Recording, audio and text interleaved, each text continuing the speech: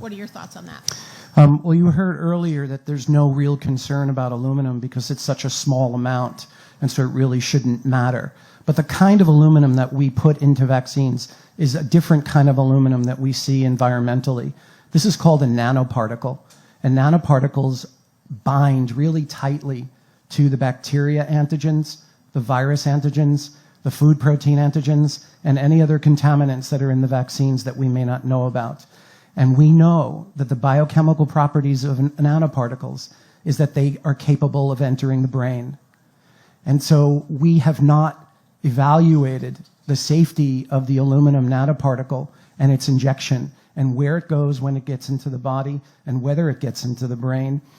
Do vaccine ingredients belong in the brain? No. Do they get into the brain? No one has ever studied it. But animal studies using the same chemicals that are in vaccines that we give to children directly demonstrate that the vaccine ingredients do enter the brain. We are ignoring this information. There are scientists in Europe who've actually done studies on the aluminum nanoparticle and have shown that it can persist in the brain for years and decades. And so what we're seeing is a large outbreak of neurodevelopmental disabilities in adults, including Alzheimer's.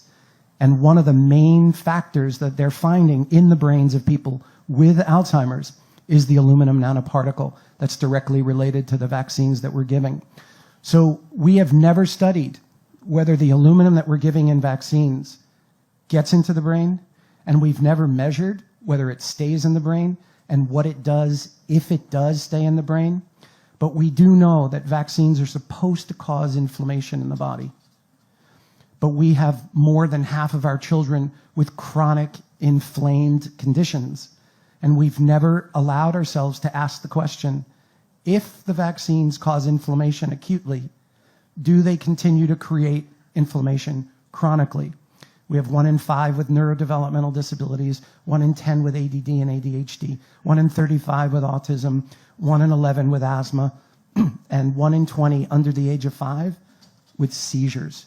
And the autoimmune diseases are exponentially rising, and we are finding that the viruses and the bacteria that we're injecting into the body, along with the adjuvants, create something called molecular mimicry, which means the body sees those viruses thinking that it's foreign, but actually finds pieces of those viruses that match pieces of the self. And the immune system doesn't differentiate between what it's been told to reject and itself. So it will turn the immune system on itself, leading to an autoimmune condition. We know this about hepatitis B, we know it about the Gardasil vaccine, and we know it about the flu vaccine.